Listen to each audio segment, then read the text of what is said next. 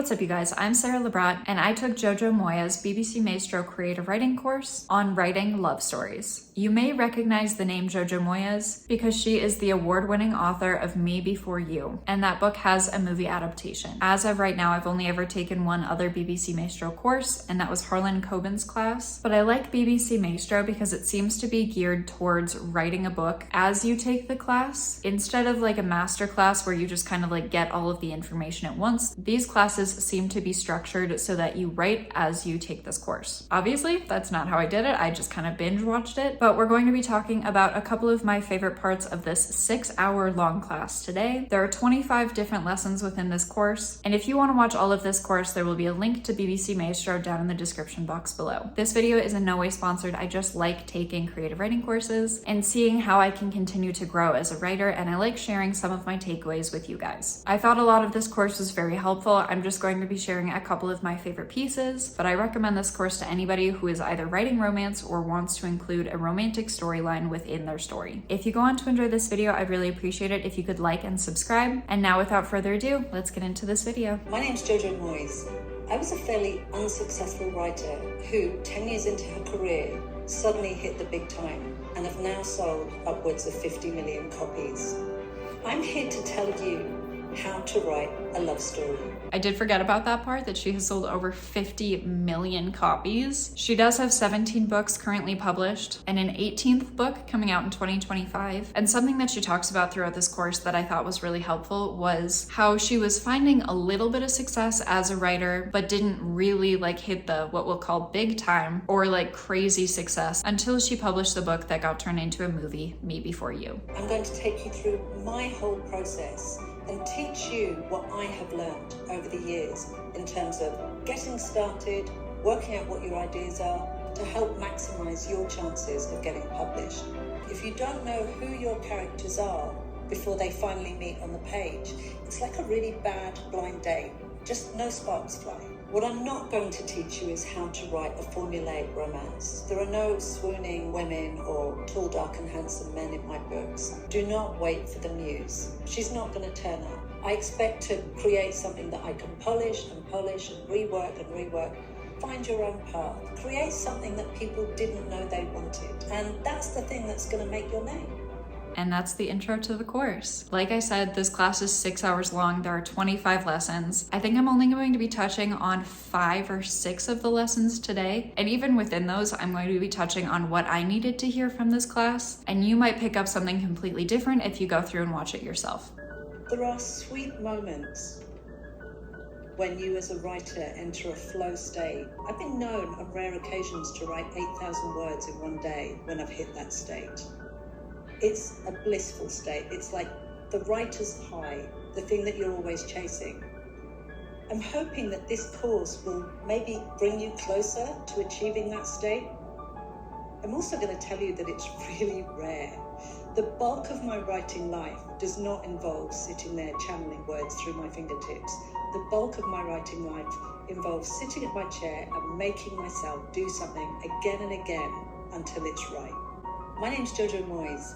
I was a fairly unsuccessful writer who, 10 years into her career, suddenly hit the big time and have now sold upwards of 50 million copies. I can only dream of writing 8,000 words in a day. I hope that I have some of those days coming in the future. But as of my writing to this point, I think my highest word count day, I might have had a day where I wrote 5,000. I think I've had like 2 days where I wrote 4. I can occasionally hit like a 3,000 word day if I'm really in the flow. But more often than not, I am at like a 700 word a day person. And that's not every day either. I don't write every day. But we will be covering her writing process later in this video. But the fact that she can write up to 8,000 words a day, and it seems like she has had a couple of those days, is just mind-blowing to me. But in this first lesson, she starts with talking about failure, which is a really interesting way to introduce a writing class. Mostly, don't be afraid. You are going to fail at this. I fail every day and I do this for a living. But it's through the mistakes and the failures that you learn how to do the thing that you need to do. This is a process. Some days you're going to come away from your desk feeling fantastic. Other days you're going to be pulling your own hair out.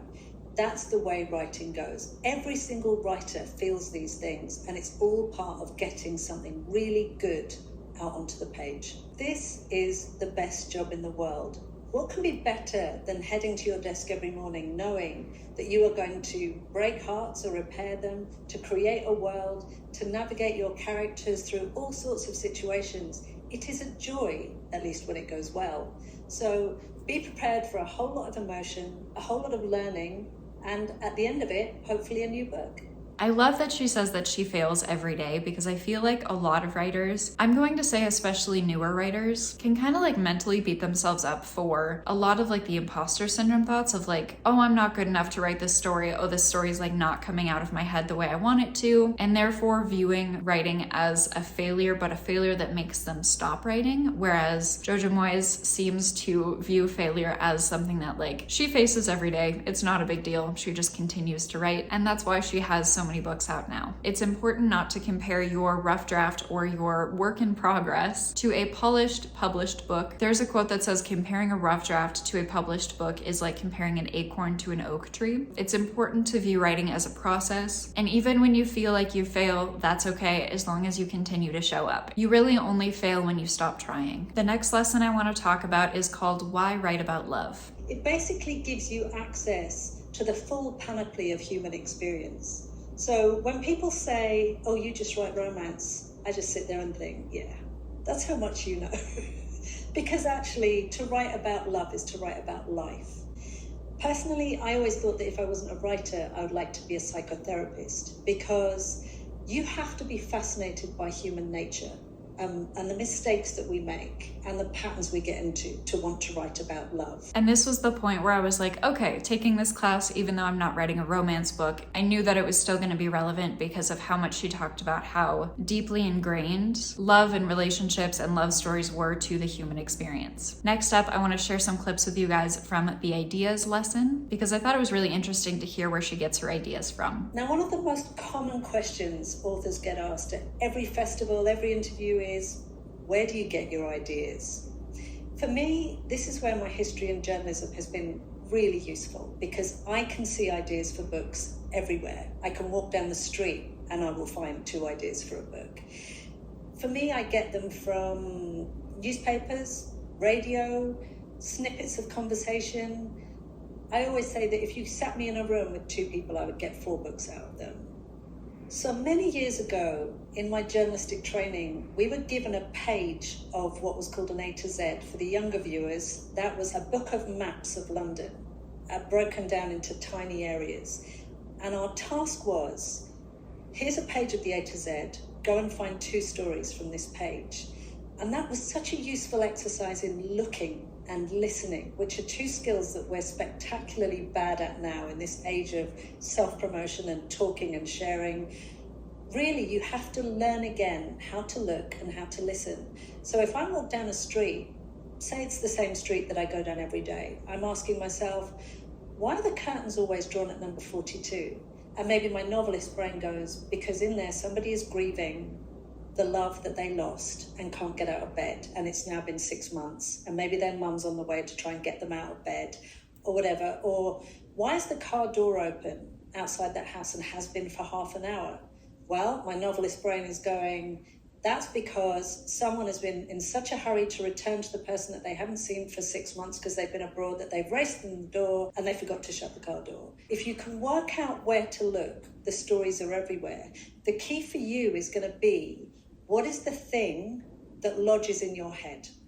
Because you're going to sit with this idea for at least a year, possibly 2, possibly 10. Who knows? It depends how long it's going to take you to write it. So this has got to be something that really lodges and that you keep turning over and over and building on, and you're not going to get bored of it. You're not going to get tired of it. This is going to be the idea, the kernel of the thing that you're going to obsess over. I always think it's interesting to hear different people talk about where they get their ideas from. I feel like I get most of my ideas from like images that I see on Pinterest. I can think of at least 2 of the books I've written. The 2 books that I've taken the furthest started with like an image. One of them, I was driving and I just like looked out my window and it was like the image of what I saw that I was like, oh my gosh, like there's a story there. And then it just needed to like percolate for like a year year until I was able to finish that story. It turned out to be a novella. I recently finished the rough draft, which is really exciting. And then I also have a fantasy book that I just started on book 2 of the series for, but I found the image for that story idea on Pinterest. It was like 2 dragons flying over a city, and then something just like clicked in my brain and I was like, that's a book. And then I started writing it, and what I started writing actually ended up becoming the backstory for the villain, which was not expected when I began writing. But I love hearing authors talk about where they get their ideas from, and the fact that Jojo has a journalistic background is really interesting because she can like go anywhere and find a story, which is totally a journalist thing to do. There was one of my creative writing classes where one of our tasks was to basically go eavesdrop a conversation in a coffee shop or on the street, and we needed to get 2 lines of dialogue and then we had to complete the story. Ideas can be found anywhere, you just have to be looking for them. We have all had those moments where you wake up in the middle of the night and you think, oh my God, that is a fantastic idea. And then you think, I'm totally going to remember that in the morning. I'm here to tell you, you are not going to remember that in the morning. And unless you write it out in full, you're going to wake up to a notepad that says, elephant tree fall over, and be like, what on earth was that? A lot of people say keep a notebook with you. Equally, a phone does the same thing. Keep notes. Keep notes of little snippets of things that you hear, things that might germinate an idea, things that you might be able to build on in the future. Sometimes I'll come back to things that I haven't looked at in 2 years and go, oh, that was a really good idea. So just make sure you keep them, because if your brain is anything like mine, an idea will come in here and then it'll get squished out by washing, school pickup, the builders are coming, whatever. Just try and make sure you keep all these things. And if you can, even create an ideas file, snippets of newspapers, bits of magazines, just notepads, whatever. But actually, often, even if you don't use it for a whole book, you'll come back to those things and find that you can use them in something else that you're writing. Similarly to mentioning like waking up in the middle of the night and being like, oh, I'll remember that dream or that idea. A company that I would love to be sponsored by, but has not yet sponsored me, but I keep talking about their product because I freaking love them, is Aquanotes. These are linked in every single one of my YouTube video description boxes, so down below. It's basically a waterproof notepad. It has suction cups on the back, so it like suction cups to your shower. It also comes with a pencil with a suction cup on it. And the whole gist is so that you can write notes down while you're in the shower. I freaking swear by these. I've given so many people these as gifts for Christmas. I also swear by keeping notes documents. And now I've like upgraded to documents. At one point in time, I just had like post-it notes floating around my apartment of all of like the different story ideas that I was coming up with, different quote ideas, different scene ideas, just random little snippets. And then it took me a couple weeks, like several years ago, to finally be like, you know what? This is not the most efficient system for me. So I finally like compiled them into different notes documents. So I have basically brain dump note documents for each of my main story ideas. I have notes documents for like my back burner project ideas. And then I also have like just a general notes document for any of the like I'm gonna call them spare ideas I come up with, like anything that could benefit a future story. And part of preparing for writing the second book in a series was rereading the notes document for the first book in the series. And that notes document, when I opened it to reread it, because I hadn't looked at that note document in years, that note document was 46,000 words long. And it was quite the process to go through and pull out any ideas that I thought would be relevant or important to include in book 2. So I'm just backing up Jojo in the importance of writing your ideas down. This was also something that Harlan Coben mentioned in his BBC Maestro course, and I'm sure so many authors mention it as well, but I think he mentioned that sometimes he will write something down and then he won't look back at it, or like it won't be relevant for one of his stories for like 5 to 10 years. But then like when it is, he's so happy he wrote it down. So write down your ideas, get an Aquanotes notepad for your shower, just keep track of your ideas. Next up, we're going to be talking about the lesson on Jojo Moyes' writing process, which is when she writes, how much she writes, and the importance of routine. One of the things I've discovered over the years is that my best writing time is early morning. I can't write in the afternoons. That time seems to be filled with fish fingers or what the builders are doing or whether my dogs need a walk. But there's something about the early morning hours that helps me just get my words on a page. So that's when I try to write. My rough aim is to write 1,000 words a day, at least 6 days a week. And the reason I do it 6 days a week rather than 5 is that I've found over the years that if I only have a short break from my book, it keeps my story muscle, if you like, working. It stops me exiting the story too far. So because afternoons are not a great time for me to write love stories, I tend to use that time to do something else. I'll do admin, or I'll do practical things that need doing at home. Or I'll write scripts, because what I found is that script writing uses a different part of my brain than book writing.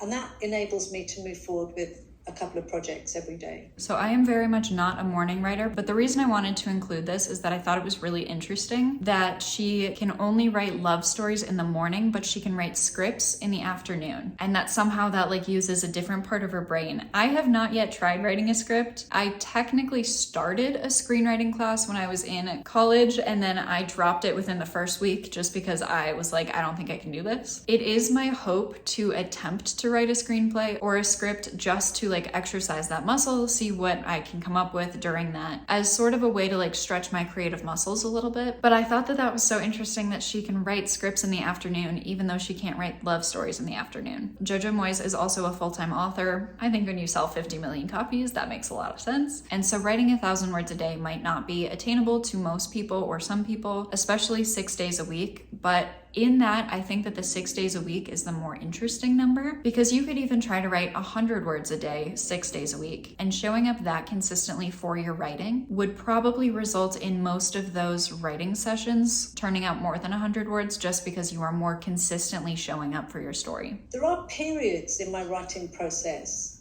where I find that just sitting down and writing 1,000 words a day are not going to be enough.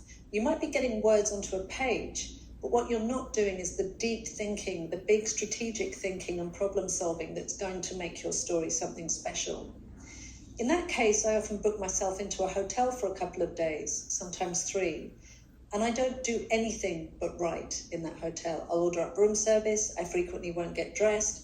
What that enables me to do is write whenever I want, not think about anybody else, and just totally lock on to the story and the problems that I need to solve. Now, not everybody is going to have the money or the opportunity to take themselves away for a few days.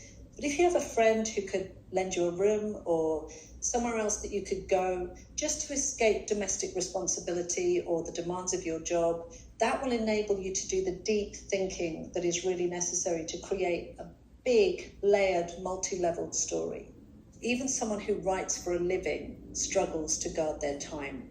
There is not a working day in my life that I don't have to push back against domestic responsibilities or professional responsibilities in order to just try and create the mental space and hours that I need to create. I loved that she addressed distractions and that she sort of validated that even as a full-time author, she still struggles with distractions in her daily life, and she has the means to book a hotel room for when she needs to do that deep work without like domestic distractions, which is also the first time I had ever heard that phrase. But there's something really validating hearing somebody who writes full-time talk about how they still deal with distractions, because I feel like sometimes we can kind of like point fingers at our distractions is I have to do this and I have to do this and I have like so many other things I need to do, which like, yes, a full-time author would not have the distraction of needing to go to work.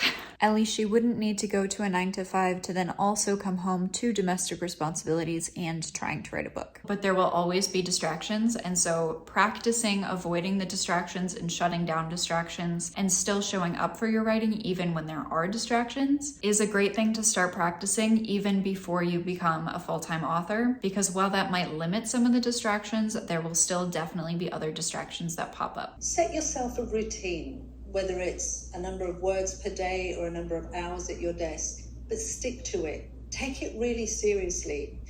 If you can't make up that time on any given day, try and make it up somewhere else. What you're doing is training your brain to take this seriously and to take you seriously as a writer. Training your brain to show up for your writing is an amazing way to build self-confidence. And as you build that self-confidence, it's going to get a little bit easier to show up for your writing every single time. Sometimes sitting down at your desk to write during your scheduled time is going to feel like pulling teeth, but every time you do it, that muscle gets stronger. And you are working towards making that an easier step for yourself. So show up for your current self, show up for your future self in scheduling your your writing time and showing up for it. Now we're going to skip over a couple of the lessons like voice, tone, themes, and plotting, but the lesson on voice was actually one of the more interesting ways that I've heard voice talked about, and she gives some examples from some of her favorite books and just like how to immediately identify the author who's writing it just because their voice is so strong. And then she also talks about how long it took her to find her own voice and sort of how that finally started clicking for her. Mornings are my best writing time, so that's going to give me the best chance of success. At that point, I will aim to write 1,000 words a day. If I go beyond that, that's fantastic, but word count is not my actual aim here. What my aim is to get my brain into this book, to be thinking, even if it's subconsciously, throughout the rest of the day about what needs to be done, about what story ideas might be popping into my head, about what my character might be doing or how they might react to another scene. Some of this work won't be happening while you're sitting in your chair throwing out your 1,000 words. It will be going on in the background. But until you get into that habit of sitting there every day and plugging away at your 1,000 words, your brain can't do the background work. And that's something we'll discuss more with Lisa Christie. But without realizing what I was doing, I was setting neurological habits by doing that, sitting and making my bottom stay in the chair until I had achieved what I wanted. I loved this piece too, because often when I set goals for myself, I don't often make them word count based. I personally love a time goal because it is much more input based than it is output based. So I know that I can show up to the page, I can sit there and stare at it for 2 hours if that's what it takes, but then I don't beat myself up because I wasn't able to write like 1,000 words. And I think that this can often result in better words sometimes. And like that I get a little conflicted on because I also believe that words on the page are more valuable than words not on the page because you have to have something written down in order to edit later on. But I personally love time-based goals, and if you have not tried time-based goals, I highly recommend giving it a shot. And when she talked about the whole goal being getting her brain into writing and getting her brain back into the book with sitting there for a certain amount of time, I would recommend like story playlists. I have writing playlists for each of my stories. I also have character playlists for a couple of the stories that have multiple POVs. And often when I'm getting ready to sit down and write, I will be listening to my writing playlists as a way to get my head back in the world and into the story before I sit down and write, so that when I sit down, I'm ready to go. So the last section I'm going to be touching a little bit on in this video is dealing with creative block, where she talks to basically like a mindset coach. And I think this is the lesson that I needed to hear the most in this class. And if you want to watch any of this course further, I highly recommend watching this full lesson. This section alone made watching the whole course worth it for me. And again, there's a link down in the description box if you want to check it out. We're speaking to Lisa Christie, who is a psychological coach who works with creative people to work out how to unblock the things that may be preventing them to getting those words on paper. I mean, I think you had an interesting phrase, task initiation. Yes, so that's the ability to actually get going with a task. Now, often we can think, I'm highly motivated, I've got all these great ideas, I'll just sit down and get writing. But actually, what we may fail to realise is that task initiation is a specific skill. And so actually people might struggle with that skill, but we can put in place different strategies to overcome it, in the same way that if you practice any skill in your life, it will get stronger and stronger. Often fear is characterised by future thinking, so what ifs. So I've got these great ideas, but what if they don't turn out in the way that I'd like them to? Or what if other people don't like my work? But it can also be informed by things that have happened in the past. So it could be about some sort of negative experience you've had. So maybe you've written something and someone's said something about not liking it. Now that can feed into the task initiation process because you might feel worried that that might repeat itself again. The other thing though that I think is really interesting and that some people neglect is the fact that fear can actually be based on past experience, but that's something that's been really positive. When you've had something that's very successful, actually it almost creates a pressure to then live up to that again. So I know, you talk about sequels and things.